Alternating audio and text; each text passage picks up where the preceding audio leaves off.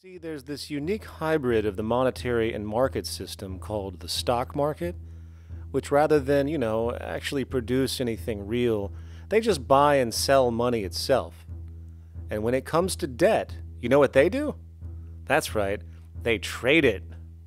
They actually buy and sell debt for profit, from credit default swaps and collateralized debt obligations for consumer debt, to complex derivative schemes used to mask the debt of entire countries, such as the collusion of investment bank Goldman Sachs in Greece, which nearly collapsed the entire European economy. So when it comes to the stock market and Wall Street, we have an entirely new level of insanity born out of the money sequence of value. All you need to know about markets was written in an editorial in the Wall Street Journal a couple of years ago. It was called Lessons of the Brain-Damaged Investor. And in this editorial, they explain why people with slight brain damage do better as investors than people with normal brain functionality. Why? Because the slightly brain-damaged person has no empathy.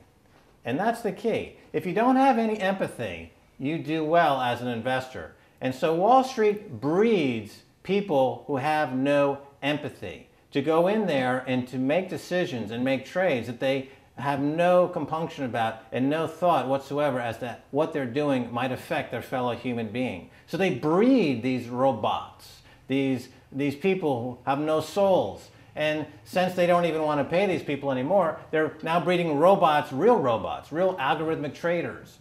Goldman Sachs and the high-frequency trading scandal. They put a computer next to the exchange, the New York Stock Exchange. This computer, this co-located computer as they call it, it front runs all the trades on the exchange, and it hits the exchange with volumes of orders in ways that scout pennies and nickels away from the exchange. It's like they're siphoning money all day long.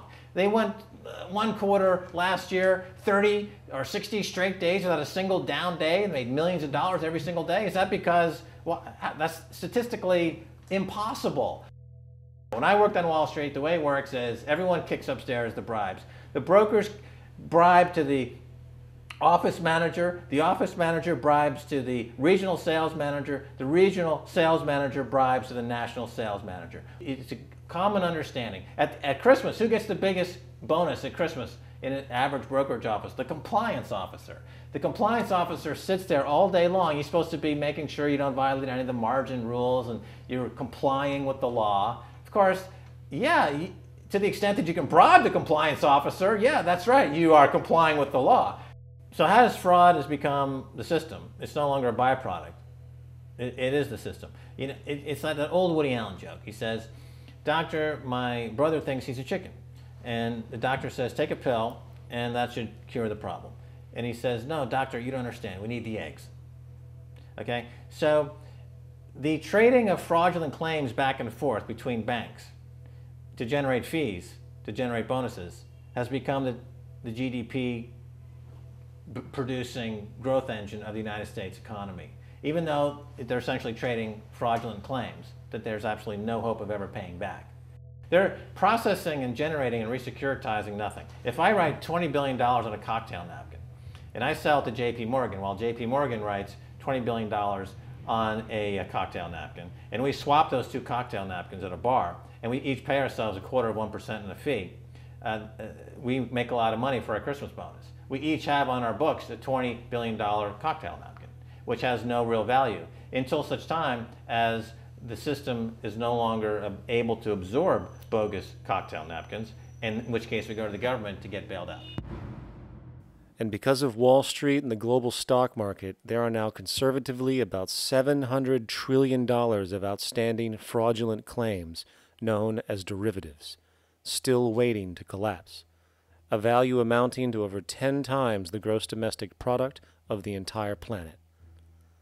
And while we have seen the bailouts of corporations and banks by governments, which of course comedically borrow their money from banks to begin with, we are now seeing attempts to bail out whole countries by conglomerates of other countries through the international banks. But how do you bail out a planet? There is no country out there that isn't now saturated in debt. The cascade of sovereign debt defaults we have seen can only be the beginning when the math is taken into account. it has been estimated in the United States alone that income tax would need to be raised to 65% per person just to cover the interest in the near future. Economists are now foreshadowing that within a few decades, 60% of the countries on the planet will be bankrupt. But hold on, let me get this straight. The world is going bankrupt, whatever the hell that means, because of this idea called debt, which doesn't even exist in the physical reality. It's only part of a game that we've invented. And yet, the well-being of billions of people is now being compromised.